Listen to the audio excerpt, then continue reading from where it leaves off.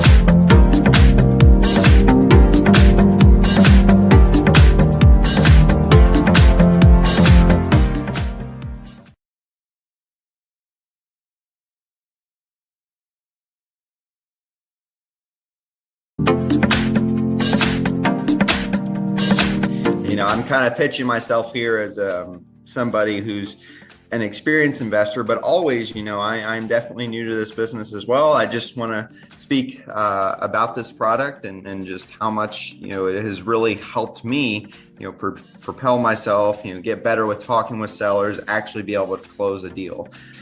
My strategies right now have been primarily direct mail, cold calling, and cold texting. And I've found a lot of success with Real Estate IQ, especially being able to get in front of customers, have engaging conversations. And of course, I'm hoping to use all of that to build my own business and eventually retire off. Excited to be here, and I want to say a big thank you to Real Estate IQ. They have the absolute top leads in the industry and just make investing effortless for all of us as real estate investors here in Texas and obviously everywhere else that they're focused. And I'm proud to be associated with Real Estate IQ. Love what you guys do and love how you all help investors so that we can focus on the thing that makes us the most money, which is the job of real estate investing. I wanted to jump on this morning and give a shout out to Real Estate IQ.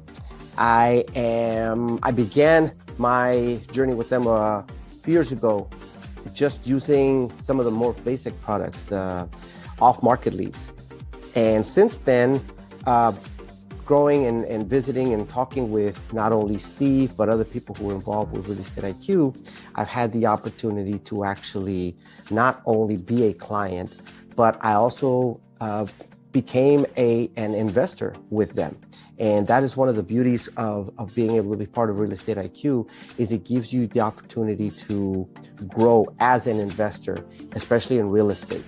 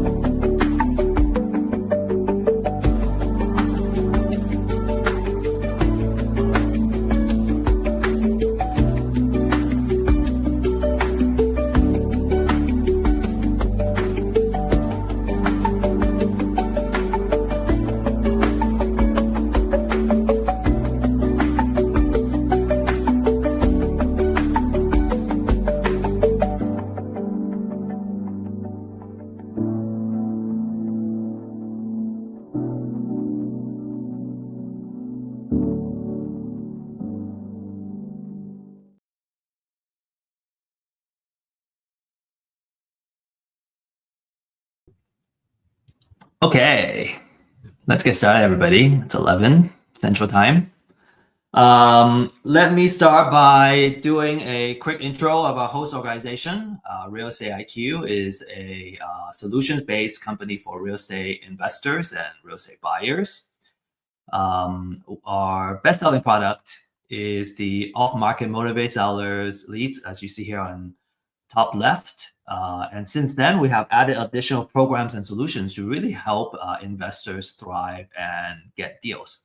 So, we got a slew of solutions here, and we also have additional programs that actually get you closer to the deals, which includes the deals themselves. We're going to feature some new deals here shortly. Some success stories. I'm going to skip over that today. Okay, we have folks that are making, 10 transactions recently, average 8,000 per deal. This one, 4 deals under contract, about $10 million in deal size. Everything we share today is for educational purposes only, and we don't offer investment, financial, or legal advice. And if you find this this live event, what we're sharing here today useful, you can also join our weekly class, which is on Fridays, where we actually go over how to put this into practice and start getting deals. All right, so that's our Friday class in the morning. We'll share what time it is before we end the session today. And if you need help closing a deal, you got a lead, you got a hot lead, for example, you can share that with us and we'll come up with strategies to help you close it. Today we got a line of speakers, and actually today is just me and Tamla, and I'll invite her up shortly. So for the agenda, we have an intro. We're a little bit ahead of the game here. Then we're gonna go over the market update and share some case studies or the deal progress that we have made over the last week. And then we have a feature topic. We're going to talk about marketing and lead generation, which is, I think, a really popular topic amongst investors. Then we'll do Q&A, deal pitches, and then we'll share with you upcoming events and when they are. So you can mark your calendar. Okay, so market update. We got 3 updates for you. As of basically the last week of October, we're seeing more listings. Okay, so months of inventory naturally has gone up to 2.5 months now. So we say that 3 to 4 months inventory is pretty much a balanced market. The housing market has slightly shifted in favor of buyers because it's now it has gone up, mainly due to easing of mortgage rates, which we'll share in a second, and a rising number of homes for sale. Inventory has increased compared to earlier this year, and homes are staying on the market longer. As you can see, the median days on market is now 57 days compared to 50 days same time last year. And we're also seeing listings having price reduction. About 5.5% of listing properties we have seen that they have dropped in prices. And the mortgage rate has come down even more. It's now on average 6.15% for a 30-year fixed. And the rents keep going up. We're seeing the rent across the United States have gone up 4% since last year. And obviously, depends on where you are. The rate of the increase would have gone up higher as well. So in terms of the top markets, right, the Midwest and Northeast regions are outperforming others thanks to affordability and stable local job markets. The best performing cities have unemployment rates under 5%, and it also has given those markets local resilience. We can share some of those cities in our next session. Okay, so Tamla is here and she's ready. Hey, Tamla. Good morning. How are you? How has your week been going? Fast and furious, but Fast good. And furious is what a term. What a term. Maybe you can share.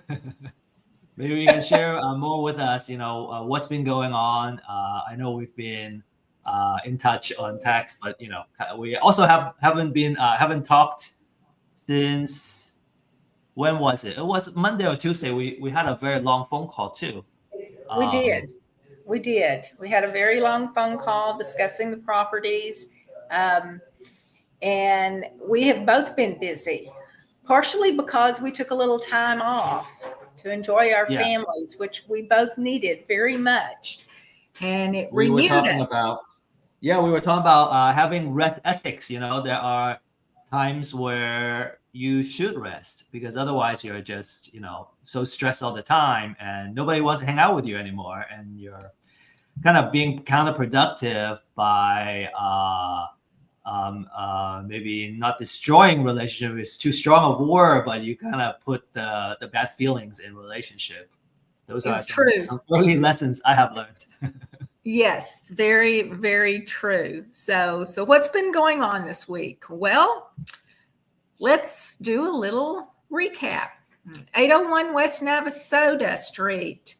Last week, we showed photos where we had cleaned up the place. We trimmed up the trees, taken some trees down, had the stumps grinded up, and we were ready to get started on the project. This week, the foundation was repaired on it. We needed some foundation work on it, and we had the foundation repair. And it's the wonderful thing about a good foundation company is that they leave very little for you to notice where they did the foundation work when they're working on it. As you can see here, the dirt in the, I think it's in the 1, 2, 3, 4th and 5th photo. The dirt around the house has been disturbed. That's where they dug tunnels under the house to level the house, repair these piers that were underneath there instead of cutting through the floor. The only place they had to cut through the floor was on the opposite side of that.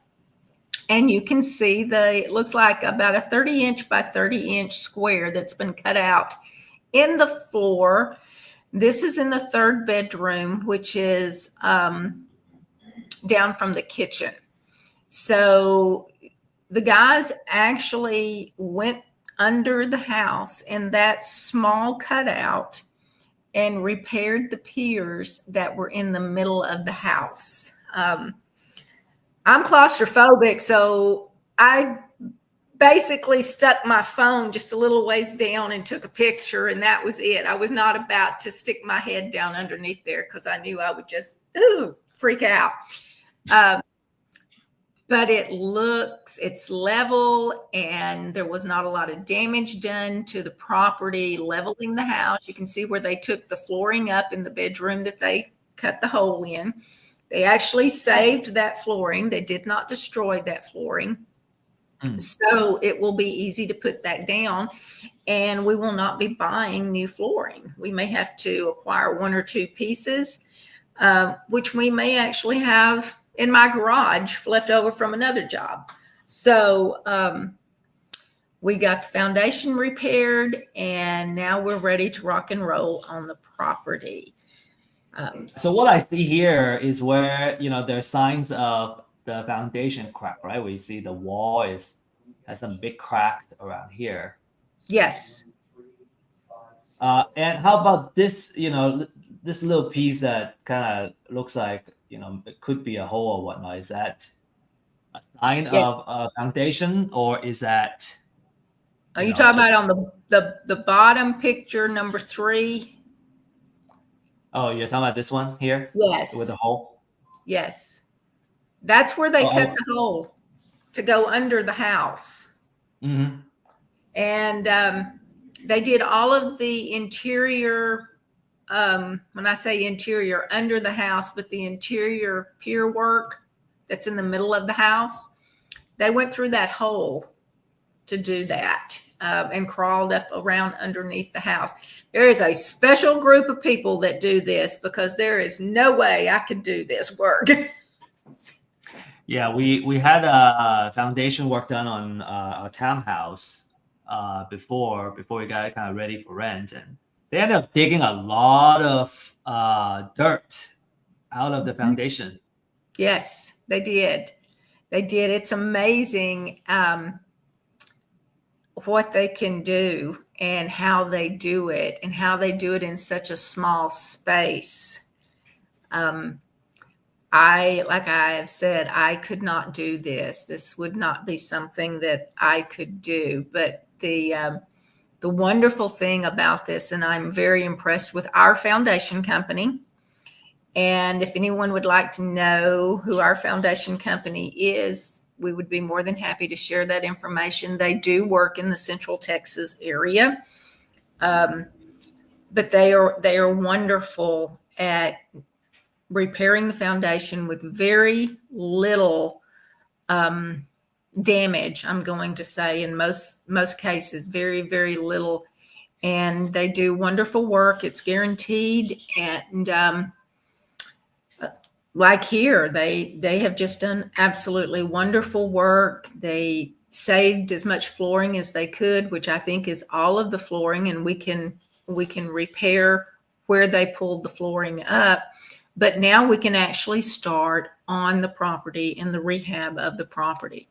So later this week, I will be ordering, or the first part of next week, I will be ordering materials for the property. And we are going to be replacing all of the windows in this property. So that's the next thing, is that I'll be ordering the materials for the rehab of this property. Property does have rotted wood on it, so we're going to be repairing that, replacing the windows, repairing the sheetrock where it did crack from the foundation not being level, taping, floating, new texture where it's needed, and repainting the interior and the exterior of the house. We're going to give it a whole new, fresh look.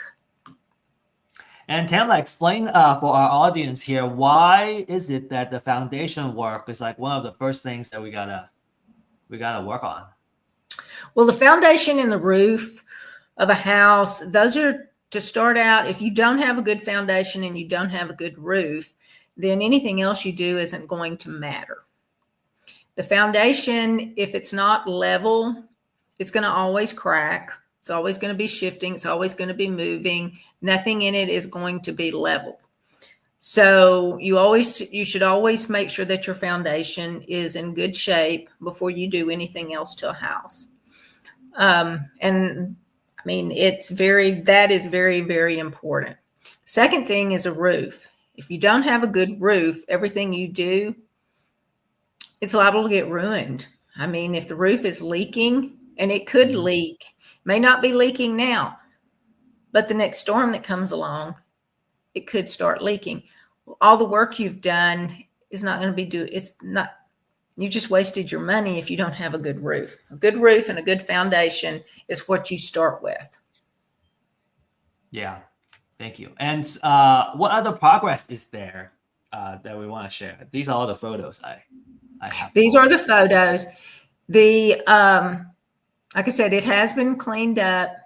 We have the new foundation, or the foundation repair has been done on it now. So we are ready to rock and roll on the interior. We are waiting for our contracting team to finish up another project, and then they're going to be moving over there. So the cleanup and the foundation work that's what we've done there.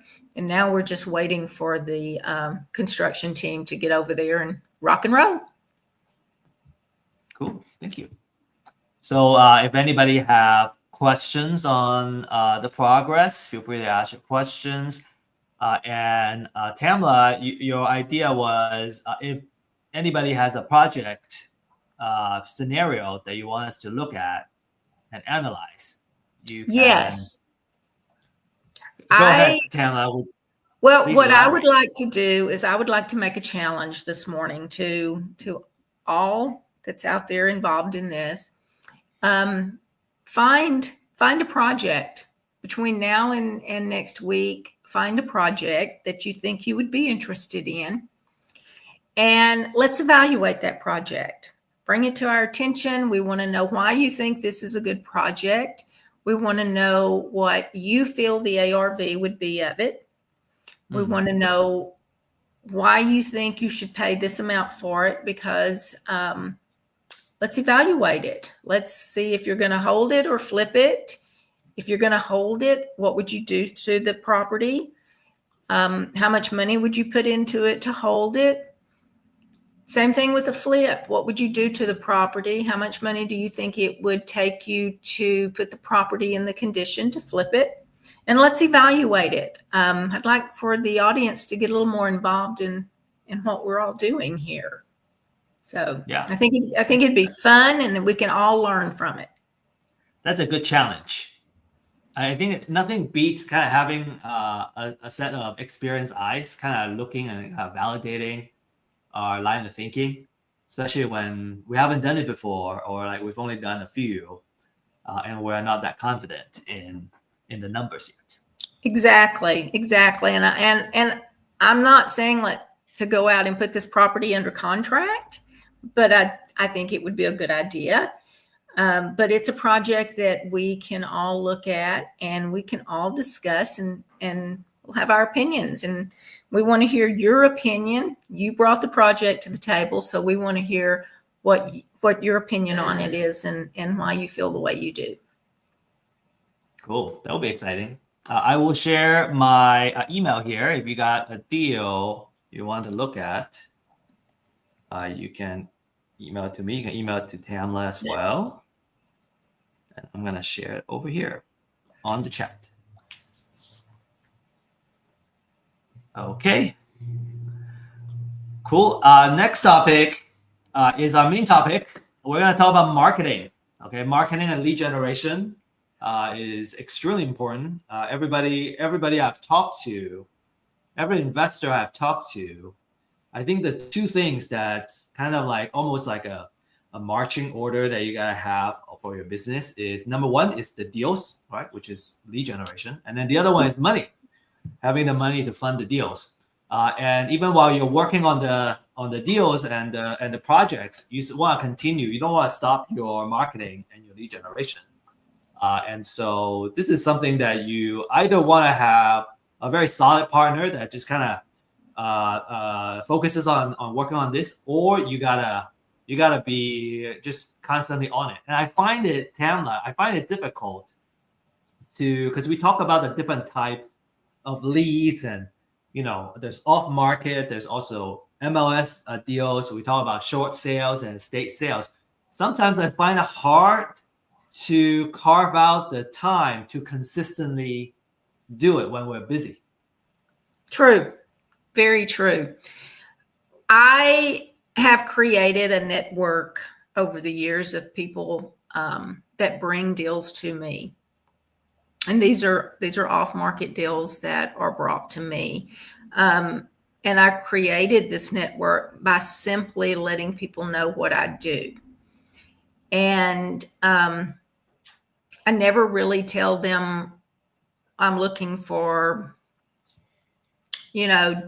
something that needs work. I just tell them I buy homes. I buy houses. If somebody's interested in selling their house, let me know about it. It may be a retail deal. The thing about it is that every time you meet someone and you talk to someone, somewhere down the road, there may be a potential deal that you want to buy. And you never know. As I've stated before, I kind of have a routine every morning of looking online for properties. And it may take 10 minutes out of my day, but it's just a routine that I do every morning. And I find properties like that. I at least get to make a list of the ones that I'm interested in. Sometimes it's just a mental list of the properties that I'm interested in that I kind of watch every day to see what's going on with them. So short sales, Steve has really gotten into the short sales, and I like short sales also. I'm kind of deferring a lot of that over to Steve, and we have a lot of conversations on what's the next step? What's the next step? So, and I kind of stay focused on just properties that are on the market in general right now. I like estates. And here again, I am kind of working with Steve and letting him work more on the estates, and we just have conversations. Okay, what's the next step? What's the next step? But always be on the lookout, and let your friends, let your family, let your acquaintances know what you do. And the yard cleanup guys that clean up our yard, I mean, they'll tell me, oh, there's a house over on such and such street that that yard has really grown up. I don't think anybody's living over there anymore. You might want to check it out. I mean, little things like that. You never know what it's going to lead to. So always be on the lookout. Thelma, that's a really good tip. I think I was thinking about kind of making a habit, adding it to some kind of routine to start looking at the new properties. And then there's also the ones that got underwrite and everything. Anyway, so let me just kind of share the marketing side. So obviously referral is a great source, because a lot of times you're gonna get a lot of hot leads, at least they are warm leads that you can kind of continue a conversation and turn it into a where you can make an offer. In general, for marketing, right, these are the main stages, right? You start off with a cold lead. Okay, these are the folks that they have a problem. So in our case, the problem is, let's say they need to sell their house for one reason or another. If they're going into foreclosure, they're trying to either stop the foreclosure, or they want to sell it before it goes into foreclosure. And then a warm lead. So example for the cold leads would be the off-market leads list, right? So these are the folks that have that problem, but they haven't talked to you. We haven't talked to them. We don't know what their situation is, and they don't know you, so they don't know if they want to do business with you. They're just cold. So that's cold, right? And our job in marketing is to turn them into warm leads, right? Start a conversation. And a warm lead would be somebody that, let's say you reach out to them, hey, do you want to sell your property? And they say yes. All right. Some may not respond, some may say no. And then you're kind of focusing on the ones that said, yes, I want to sell. Or I want to know how much my house is worth. Okay, that's a definition for the warm lead, right? They have responded to you positively. But there's always a percentage, right? So let's say they get there and they go, well, let me understand the financial numbers, right? Let me figure out what the numbers look like for the property, and then a percentage of them would say, hey, here are the numbers, or they go, yeah, I want you to come and see my house. I'm ready to sell. I need more people to see my house. So our job is to kind of get them to appointments, so we can go in and see the property, and then the next step, which I don't have here, is underwriting on the property and figure out what the offer is. And that's what our challenge is to kind of get to a point where, hey, here are the property, and we have enough information to underwrite the property and make an offer. And then we send the offer. Usually there'll be some negotiation on the offer, and then we finally put it under contract. So I always imagine when I look at these stages that it's a funnel. We always say it's a marketing funnel. So you want to start off with a lot of leads, a lot of cold leads, because only a percentage, right, of them would respond. Some may not respond at all. Or when they responded, they go, well, I already did a loan modification. I don't want to sell right now, but I may want to sell next year. And so those are the ones you would want to follow up. And I would even categorize them as warm leads. They just don't want to sell today, but they will want to sell eventually. So they are still warm leads. I want to continue to stay on top of their mind and continue to nurture them, so we can turn them into hot leads or appointments. And so on and so forth. So every single stage, we're trying to move them down the line to all the way to we can get it under contract. Exactly. And one of the things that Steve does very well is when he's talking with the clients and the leads, and in some cases we have put properties under contract for short sales. The short sale may not be approved through the lender. Well, Steve actually at this point will say, if you don't have a real estate agent, I can recommend a few, or I know a few you may want to call. You may want to call here, to kind of lead them a little bit further into helping them get things done with their house. And people will not forget this. So they'll always come back to you, or here's a way that you can have they will refer you over to other people. So just because you lose a project or house doesn't necessarily mean that you've lost everything in there. Helping people, you will always get some good out of it. And it may be a year or two down the road that somebody gives you a call and says, hey, so-and-so and so-and-so gave me your name, said that you really helped them out at the time. So I've got a house for sale, or something's going on, and you end up with a lead, and it's a warm lead. At this point, it's a warm lead or even a hot lead because you helped someone out in a situation that they didn't know what to do. Yeah. I really want to stress that. I think kind of the mindset that we want to go in is to add value. And because we are a person of value, we have value. Whoever gets attracted to us or whoever we interact with are going to gain something, some kind of value from us. Then I don't have to go out and chase deals. I don't have to go out and chase and beg for business. I think that mindset is very important. We were actually just talking about internally earlier today, is that if every interaction we have with, just anybody in general, we are looking for ways to give them value, to add value to them, it will always come back.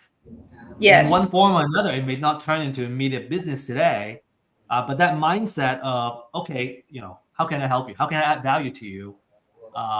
Instead of thinking about what's in it for me first, I think that always kind of pays off. And perhaps it's not the most intuitive thinking when we're just starting in business. But what I find is the more we think long term and think in others' best interest, just somehow it always comes back. It comes back to us in a positive way. It's karma. It is. And it feels good to be able to help people.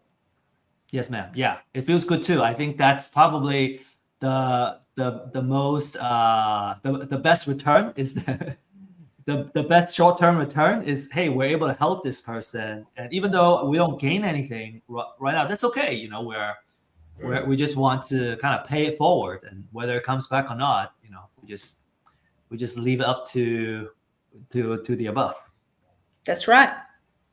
That is right. So let's talk about the definition. Right? Cold lead, again, is somebody that has the problem, but they don't know if you're the right solution. We have not made contact. A warm lead is someone that has the problem. All of them have the same problem usually. So they have the problem, and they want a solution. They responded positively. They say yes. A hot lead is someone who are willing to get on the phone and talk to you, or you're either having an email conversation or a texting conversation. You got something going on, and my recommendation is every interaction that I send to them is kind of designed or geared towards giving them value. And as an example, I actually just had this text yesterday, and this person is in Florida.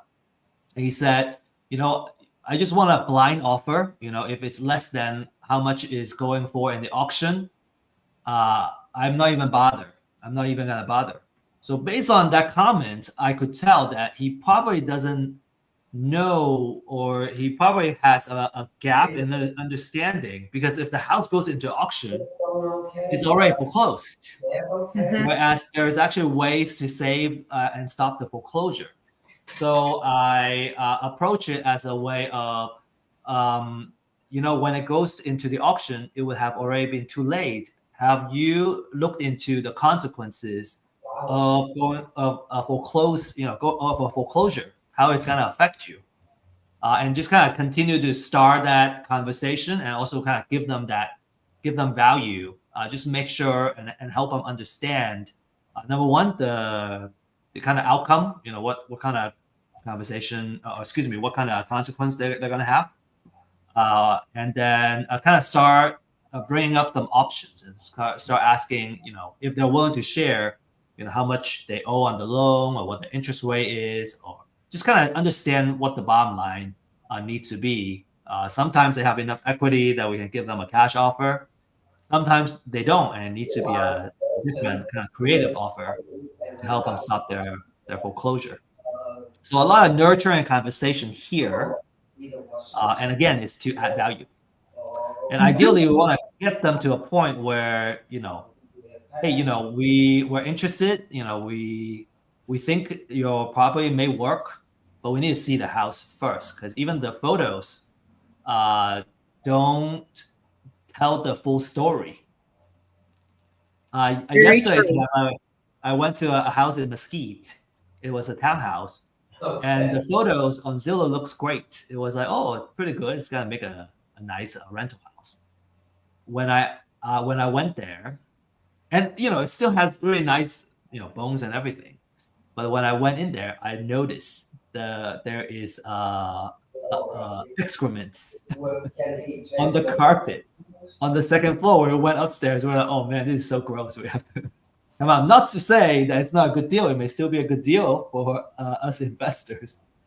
But when I saw the photos, I thought it would be kind of rent ready, but it obviously needs a little bit of a kind of floor. We have to replace the carpet and the flooring and everything.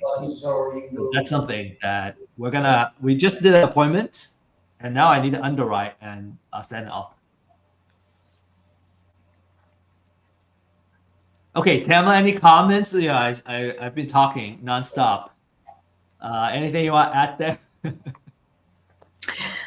Yeah, always go look at a property. Don't buy a property sight unseen. You will definitely have some surprises. Some of the things that you cannot see in photographs is the foundation. You're not going to be able to see the foundation being unlevel.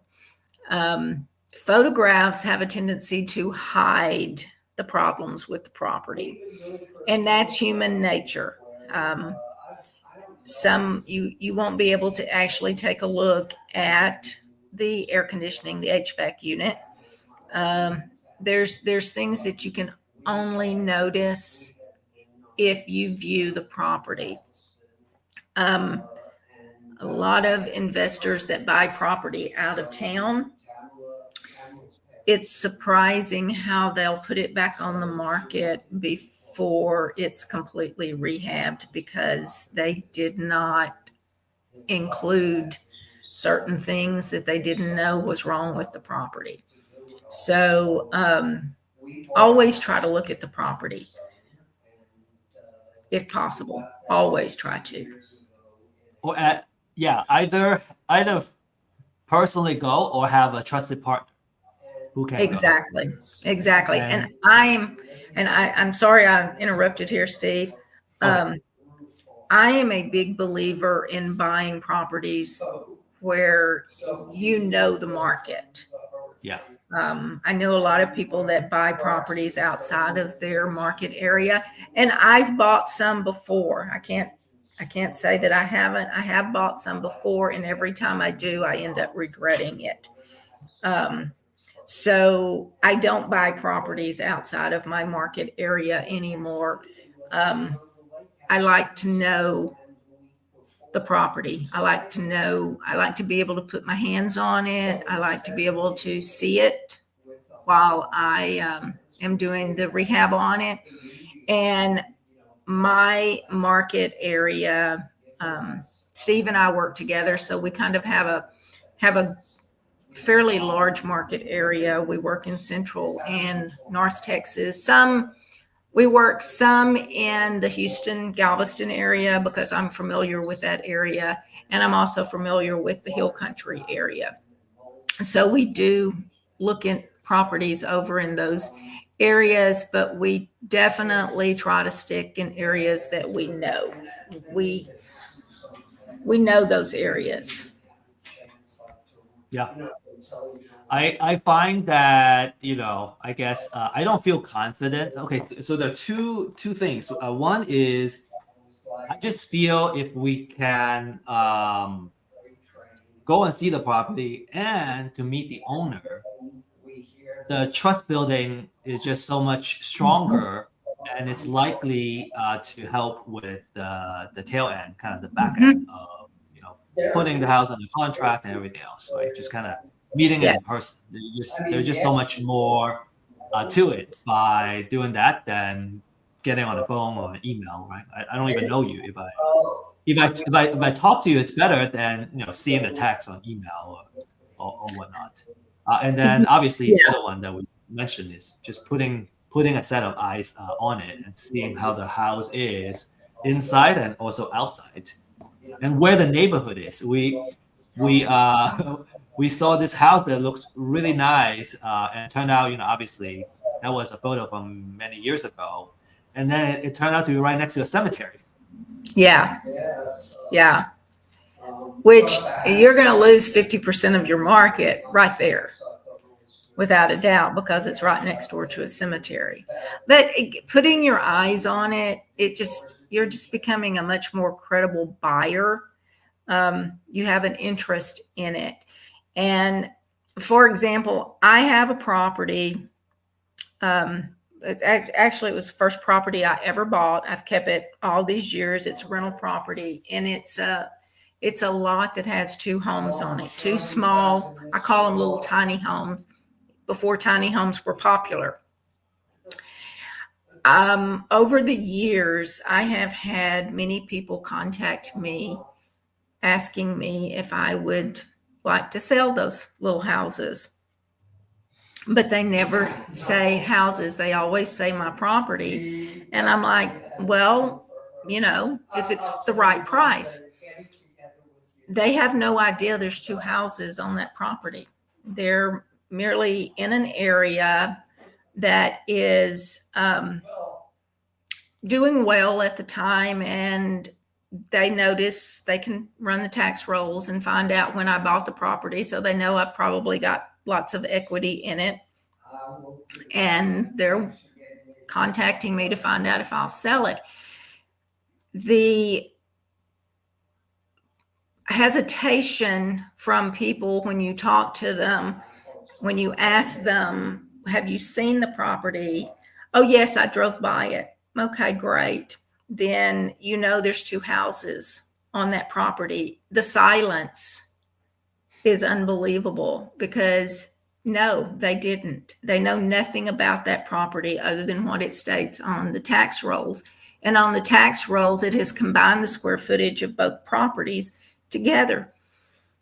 So get to know the property. I had someone contact me the other day. They texted me, didn't give me their name, didn't tell me much about them other than basically, hey, you want to sell your property at such and such and such and such. I will respond usually with, who am I talking with here? Because it's hard to build a conversation with anybody and build a relationship with anybody if you don't even know who you're talking with. So, and let me put it like this: don't be a jerk, be a human being, and, talk to them as if you were talking to them in person. So I won't do business with anybody that does not want to share their name with me, because they're wanting my name or they already have my name. You can't build a relationship with someone if you don't get a little personal with them, like giving them your name. Yeah. Thank you for that. Let's see. So I wanted to share, just to kind of add on to the point of, showing that you're serious and you're willing to go there. And I think that's also a big advantage that you have, being a local investor, and you can get to the location versus someone that's just wholesaling kind of from out of state, say in Arizona or Florida or whatever, or California, and they can't even get there. I think that's a big advantage that you can have by being able to kind of show that you can be there. I actually got some a good conversation, or like kind of advance some of the leads by just saying, hey, I'm gonna be there, be in the area tomorrow afternoon, and I plan to swing by your house. Would you be around? And just kind of turning that into an appointment Tamla. So I've been kind of trying to continue to advance all these leads that we have on the pipeline just by showing up. Yes, definitely. Always show up. If you make an appointment, a definite appointment, always show up, build that relationship with the seller. It will pay off in the long run. Because And I want go ahead, please. Go ahead. Well, I was gonna switch to a slightly different topic, so please finish. Well, building that relationship, I've got 2 leads right now that I'm working on. They've come back. They were properties that we had made an offer on. The offer did not go through, but because I had built a relationship with either the seller or the real estate agent that had the property listed, they've come back around. They got offers, and the properties went under contracts, but they never were closed on.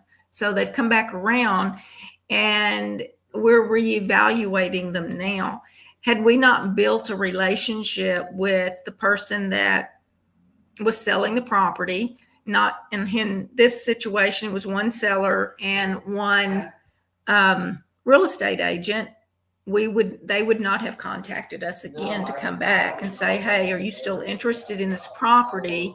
The other people didn't close for whatever reason, and if you're still interested, let's talk some more. Let's see what we can work out. I was gonna bring up another kind of dimension of this is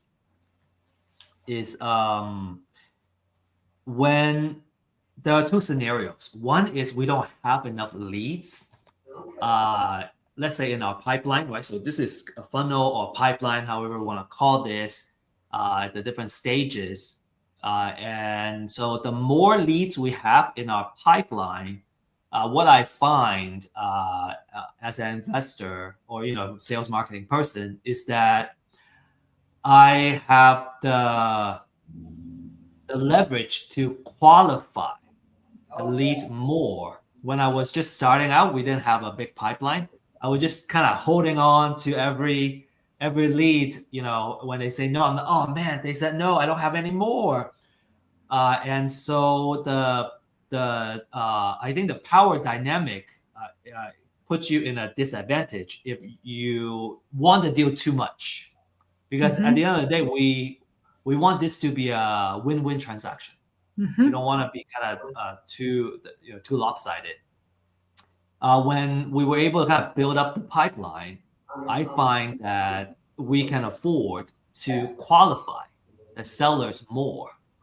And in the beginning, I just do whatever it takes. Like if I need to advance, if I just need to go to an appointment and the seller says yes, yeah, I'm gonna go. I'm just gonna go because I want those practical experience.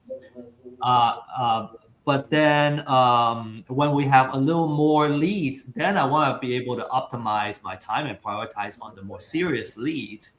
And so I also find that if they just want a blind offer, they are probably not worth as much of the time for underwriting all that than the ones that open to like, hey, I'm open. I want to sell. I want you to come in next Tuesday. Well, I'm gonna spend more time underwriting that deal more than someone who just wants a blind offer. I would still run it when I'm, if I worked out all the high priority leads and I have some time, go, okay, yeah, let me do some underwriting. Maybe I can kind of restart the conversation a little more and just kind of show that, hey, I'm serious. That's why I'm running the underwriting. But like I also use like how willing are they in kind of meeting up and all that to see how qualified they are as a seller. How serious are they as a seller? Are they just shopping around? Yes, definitely. And this is something that everyone that starts doing this, they'll get the feel for, and you kind of know the ones that you feel like you should spend a little more time with, that there is a possibility there. It's and those that no, I'm still kind of old fashioned in the sense where if they want everything done online and they don't want to meet you, they don't want to, it's hard to do business with a machine. And I feel like that with the computer, if you're only working on the computer and with the computer to make the offers, you're basically working with the machine. You're not building a relationship with someone to have to purchase the property from, because computers, they have their way of calculating up what they want for the property and all of this. So, and Steve, this is one thing that you've known, you found out in the last few months, is like with short sales, you get to meet the seller, you build a relationship with the seller. But if the lender does not want to have a relationship with you, and I know that you've built a relationship with some of the lenders in your short sales just by the phone calls and getting to know them by the phone calls. But the ones that do not want to talk with you, and it is strictly, send your offer into this site right here. There's no personal relationship there, and it is strictly a computer spitting out a number saying, no, this is what we're going to sell it for. So it's hard to negotiate because that computer doesn't know all the problems that's with the property. But a seller knows the problems, and a seller can also talk to the lender, to a person, about the problems with the property. So, and this is something Steve has experienced the last few months with some of the short sales that we've made offers on. Yeah, and I think, just working and talking with Tamla also kind of helps me balance out that side, because there are times I tend to just like, I like building systems, and I like, playing with the numbers, which is more on the logical side. And then it's easy to kind of neglect the kind of human nature side, and, just kind of needing to like find, or not needing, but just a reminder to finding that balance and the relationships. I really appreciate that. And, you kind of need that balance to play the game well. I was also gonna say the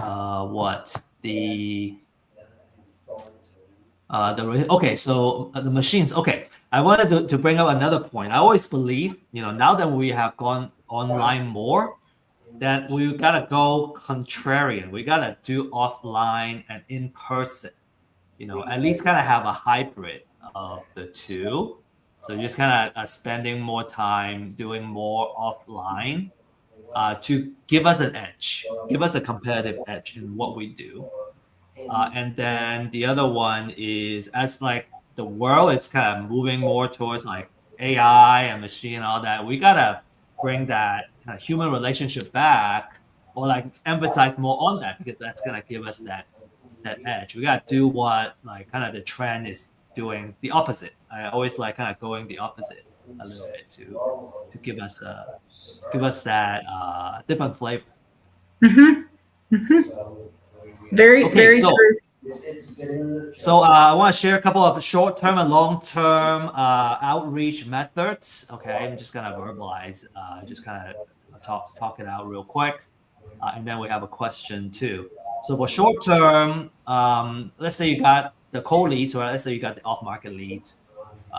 You can do the outreach. Short-term outreach is door knocking. You can knock on the door. Tamla actually has trained a couple of folks that became really good at knocking on doors and finding properties. And that's not something you can do online. You gotta do it in person and offline. You can do direct mail. You can send out direct mail. You can do phone calls and text. You can do online advertising. We have heard. I've been wanting to kind of embark on this online pay-per-click advertising. I've tried some before. Actually, our first deal was coming from that. But I want to kind of it was not consistent. So I want to build a consistent system there.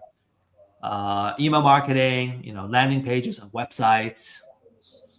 And then on long term, we talked about networking, referrals, social media marketing, SEO, right? Search engine optimization, and building content. We actually have built some content on our website, Tamla, on how to stop foreclosure, kind of a series of blog posts and everything.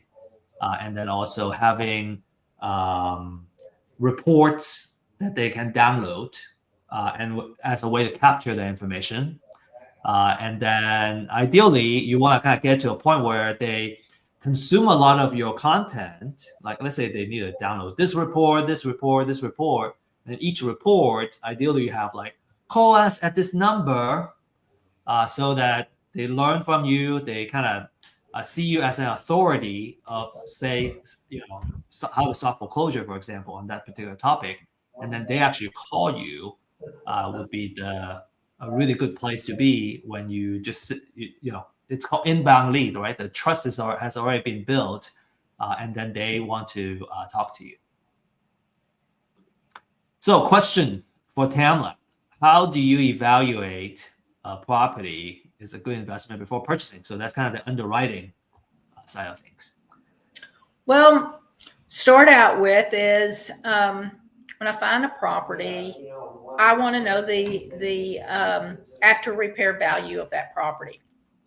So I run comps. I have the ability to run comps to kind of know what the property's after repair value would be if it was totally fixed up, ready to rent, or ready to flip.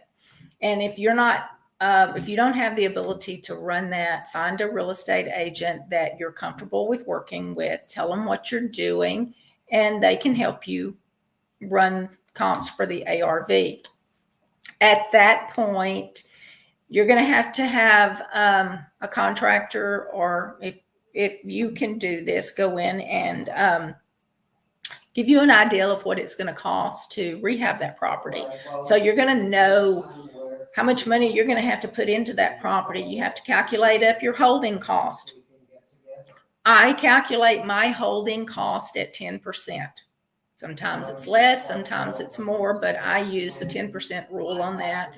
I also use the 7 to 8% rule. And a lot of times I'll just use the 10% rule on closing cost for the property. Probably will not be 10%, but I would rather calculate in something higher than something lower. So now I've got the ARV on my property. I've got the information on what it's going to cost to repair the property and get it to where I want it to be, whether I'm flipping the property or whether I am keeping it for a rental property, and my holding cost. And when we say holding cost, I'm talking about insurance, taxes, utilities, all of those things.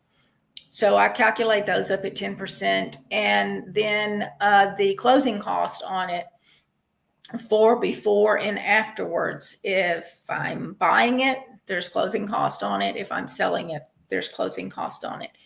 If I'm buying it and leasing it, I'm still going to have a cost to close on it when I purchase it. And then if you have a property manager to lease your property or manage your property, you've got that initial cost involved in that. And you work with your property manager to know what that cost is.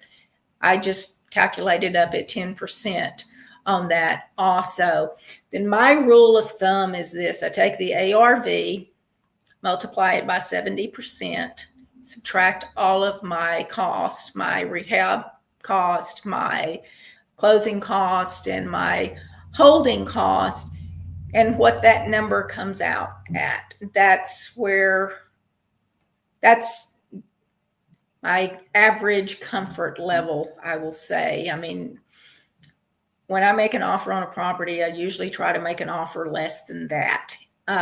If I'm planning on holding the property For rental, I can adjust a little bit there because most rental properties, you can get a little, when you refinance them, you can get a little bit more money out of it. But that's the general rule of thumb. I know you will hear some people tell you, oh, that's the old-fashioned way. You can't do the 70% rule.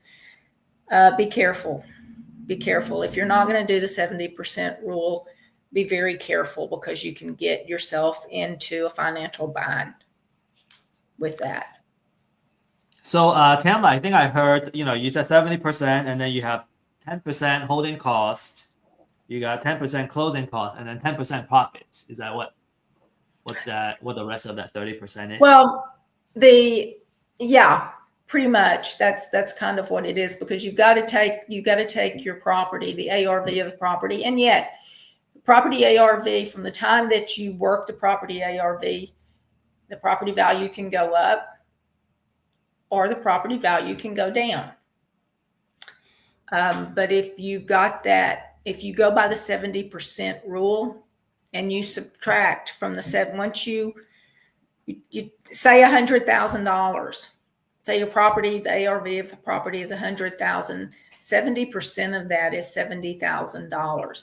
Now, if the property needs absolutely no work, then take the 70%, calculate up your holding cost. If you're not going to do any work at all, then you're not going to really have a lot of holding cost. You're going to immediately put it on the market for lease or immediately turn around and flip it. So you can eliminate part of that, but you are going to have your closing cost. So you take the 70,000, the ARV is 100,000, multiply it by 70%. That's going to give you $70,000. First rule of thumb is I would not give more than $70,000 for that property. But even at the $70,000, I have not calculated in what my closing cost might be.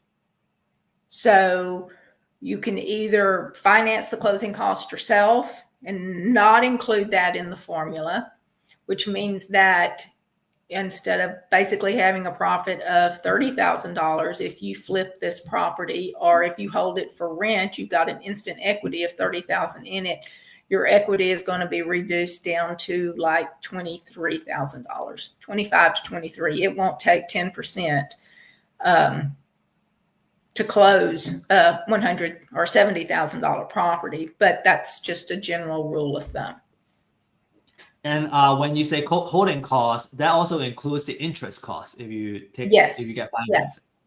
Yes, your payments, your interest, your utilities, your insurance, your taxes, because the taxes will be prorated from the time you purchase it until the time you sell it. If you're going to sell it, then your taxes will be prorated for that period of time. I like how simply you kind of broke down that 30%. I always think, our profit would be like maybe close to 15%, but actually holding costs could amount to as much as 10%. So you kind of have that 10% profit. And then obviously, if the ARV by the time we sell it goes up, our profit goes up a little bit. If we can keep the holding costs down, it will go up a little bit. But, kind of having that rule of thumb, 10, 10, 10. I love it. Thank you. Now we're calibrated. I was always curious how you come with your numbers. I learned that many, many years ago. Cool. Okay, so now we are actually, our hour is up, but I do have a couple of new feature deals. I just forward that to you. So these are very, very new, and I got the lockbox code as well. So if you're interested or anyone is interested, we can see these properties. The first one, I thought I had, okay. So first one is in Baytown. So these are all kind of the Galveston County area. First one is in Baytown, 2x1, and it was built in 1945. You can see the landscaping could use a lot of work. And we don't have interior photo yet, so we'll have to kind of go in and see it.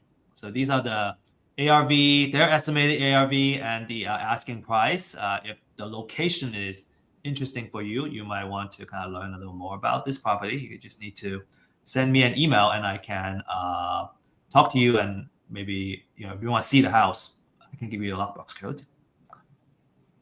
This is at Deer Park, so the ARV is much higher. House looks nicer. This one has already foreclosed, right? All these are foreclosed properties. And then this one is in Corpus Christi. So I just got the lockbox codes, and so they're kind of ready to go. It's like pre-marketing, so we're getting the first look of these properties. So we got more deals coming up. We've been working on these, and these are on our pipeline. So just a couple of kind of, I guess, marketing messages here. We have the Deal Maker program where we make appointments for you. Now that enrollment has already closed.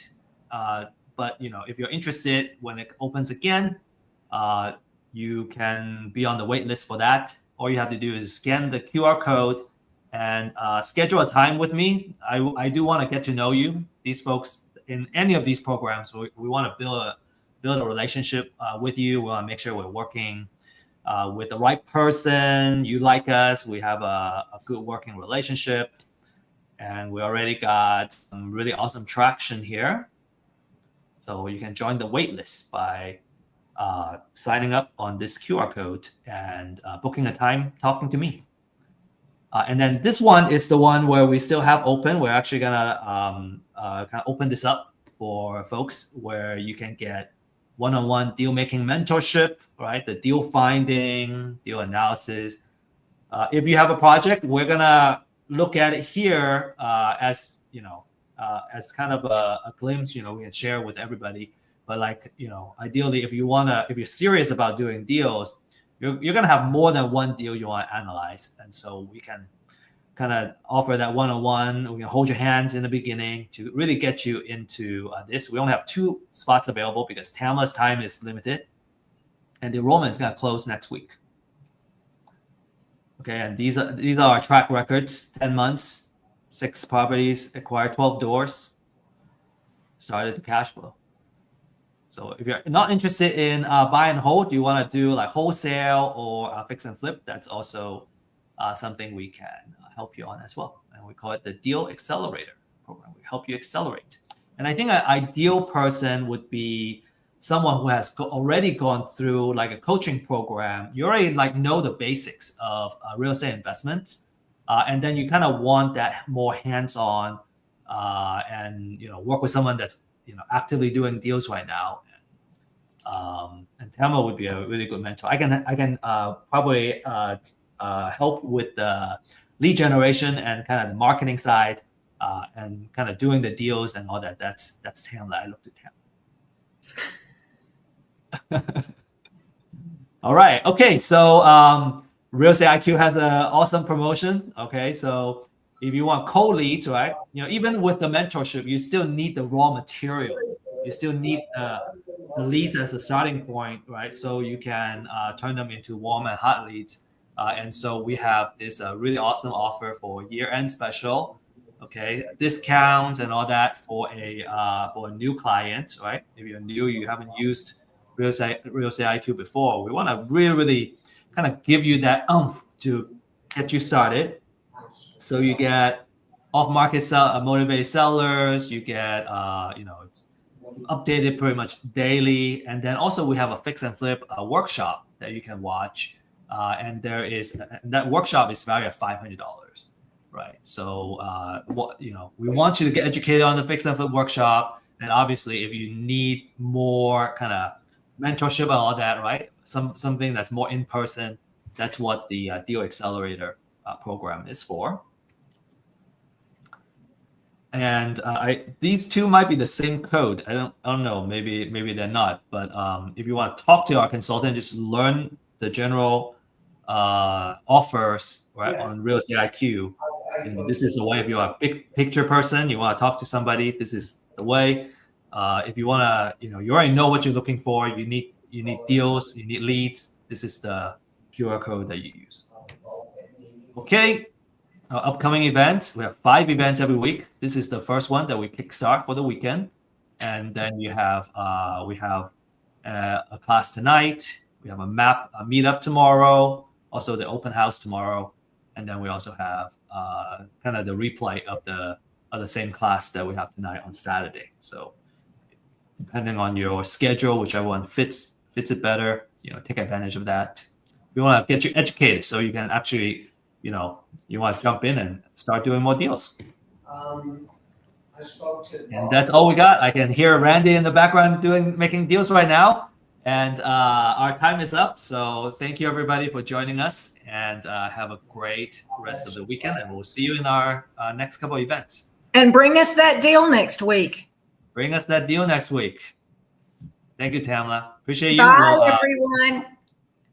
Hey, by the way, I talked to someone who has a connection for manufactured home repos. I'm meeting her at 2:00. Fantastic. Let me know what's You going want on. to join? You Yes. can. I'd like to. Okay, I'll conference you. Sounds good. All right. Thank you all. Bye. Bye-bye. Have a good day.